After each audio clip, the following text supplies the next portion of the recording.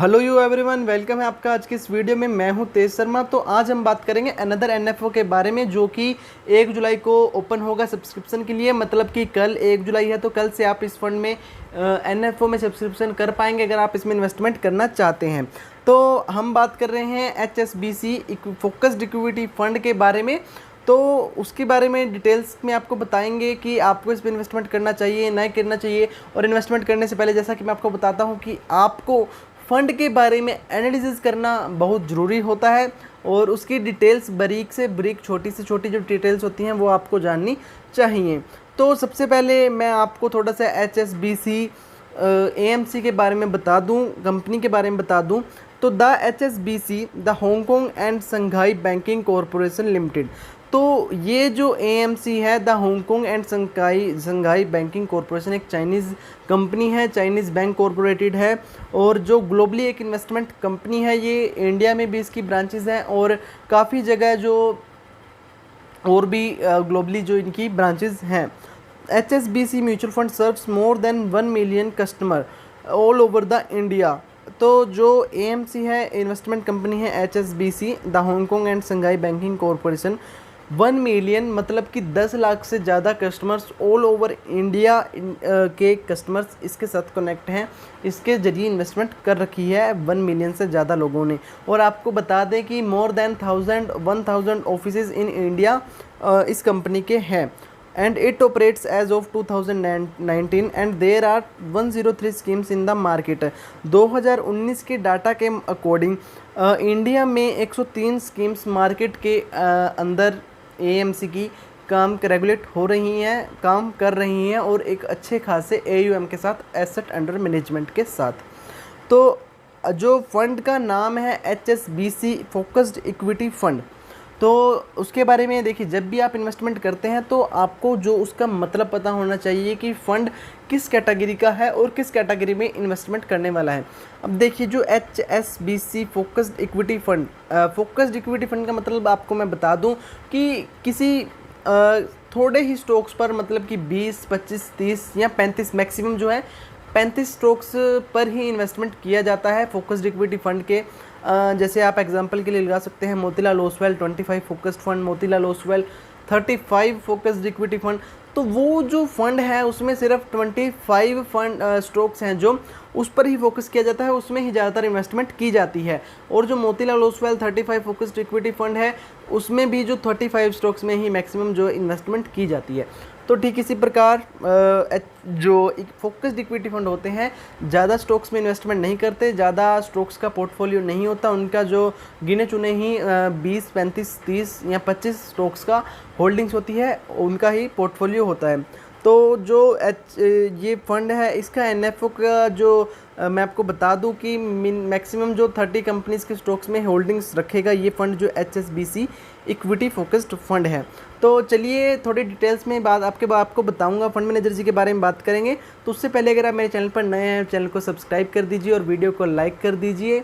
और अगर आप हमारा टेलीग्राम चैनल ज्वाइन करना चाहते हैं तो मैं डिस्क्रिप्शन में आपको लिंक दे दूंगा, आप वहां पर जाकर हमारा डायरेक्टली चैनल जो है ज्वाइन कर सकते हैं। मैं वहां पर डेली बिहाफ पर म्यूचुअल फंड से रिलेटेड न्यूज़ अपडेट करता रहता हूं। तो फंड मैनेजर जी हैं जो इस फंड के, वो हैं नीलोट पल सहाई एंड मिस्टर गौतम भोपाल। तो 2 फंड मैनेजर जी इस फंड को मैनेज करेंगे, Nilotpal Sahai and mister Gautam Bhopal ji. Scheme type है जो ओपन एंडेड स्कीम है, कभी भी आप इसमें से इन्वेस्टमेंट करके बाहर निकल सकते हैं। तो ओपनिंग डेट है जो NFO की, वो 1 जुलाई 2020 यानी कि कल से ये फ़ंड सब्सक्रिप्शन के लिए ओपन हो जाएगा। NFO की जो क्लोजिंग डेट है वो 15 जुलाई 2020 को है।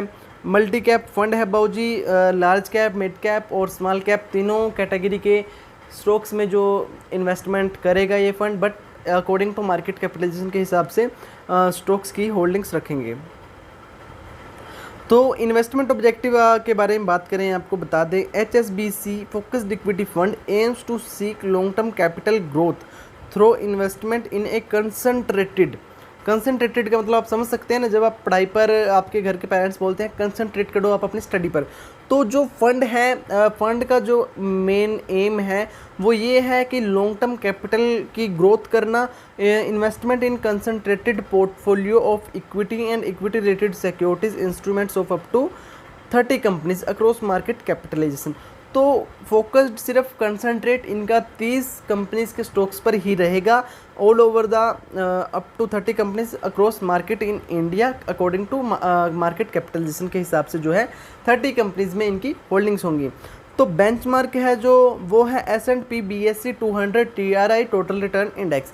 तो आपको मैं बता दूं कि बेंचमार्क हमें क्यों जानना जरूरी होता है, क्योंकि जब भी हम किसी स्कीम की जब मान लेते हैं आप इसमें इन्वेस्टमेंट कर देते हैं इस फंड में जो NFO अभी ओपन होने वाला है कल, तो अगर आपको रिटर्न की कंपैरिजन करनी है आफ्टर 6 मंथ्स आफ्टर 1 मंथ, तो आप इसी फंड की कैटेगरी के बजाय आप जो है इसकी बेंचमार्क के साथ कंपैरिजन करेंगे कि किस बेंचमार्क को फंड ट्रैक कर रहा है। तो ये फंड जो है S&P BSE 200 TRI बेंचमार्क को ट्रैक कर रहा है, तो आप जब इस फंड की कंपैरिजन बेंचमार्क से करेंगे यानी कि S&P BSE 200 TRI इंडेक्स से कंपैरिजन करेंगे, तो मिनिमम इन्वेस्टमेंट जो है आप इसमें लमसम मिनिमम इन्वेस्टमेंट जो है आप 5,000 रुपये कर सकते हैं, और मिनिमम SIP जो आप मंथली इसमें सिप कर सकते हैं वो 500 रुपये हैं।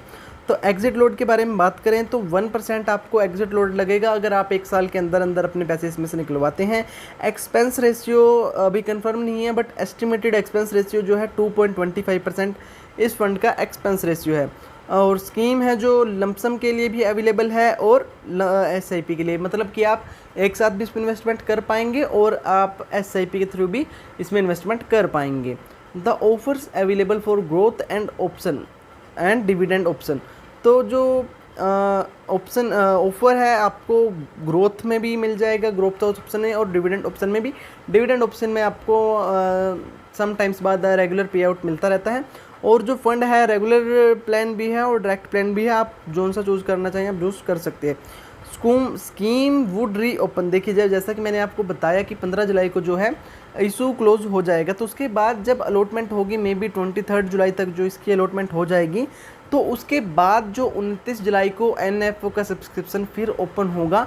तो अगर आप रह जाते हैं इसमें NFO में सब्सक्रिप्शन करने के लिए और आप बाद में अगर आपका मूड बनता है इसमें इन्वेस्टमेंट करने के लिए, तो आप 29 जुलाई को इसमें सब्सक्रिप्शन कर पाएंगे एज ऑफ 10 NAV रुपये 10।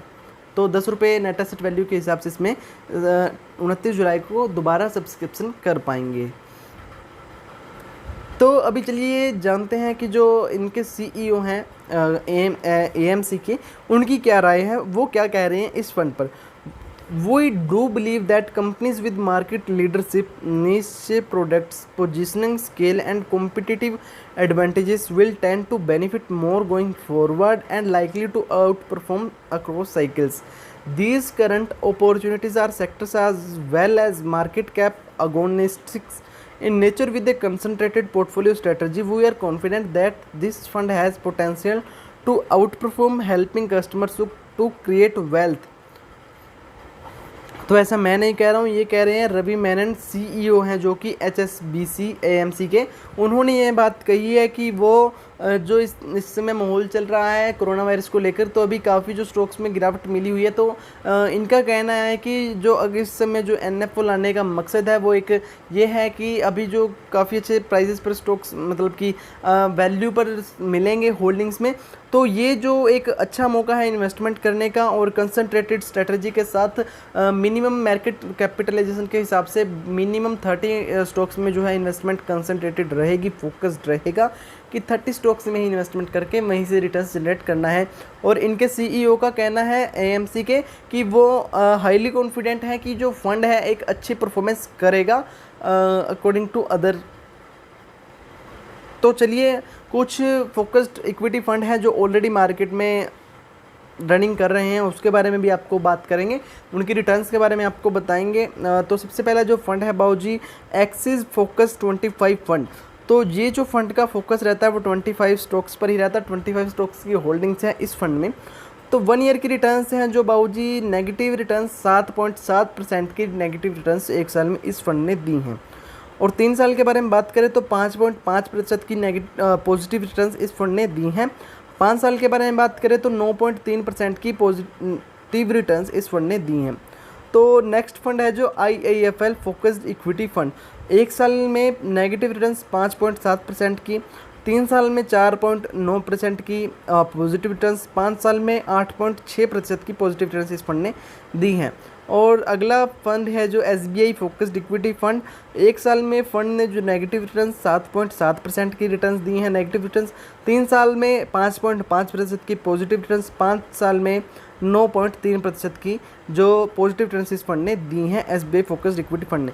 तो ये फंड की जो कैटेगरी है आपको मैं क्यों बता रहा हूँ इसके साथ कंपैरिजन करके कि आपको पता लग सके कि जो फोकस्ड इक्विटी फंड होते हैं उनकी जो मूवमेंट होती है, जो उनका काम होता है, जो रिव्यू होता है वो कैसा चल रहा है, वो कैसी रिटर्न्स जनरेट करके देते हैं।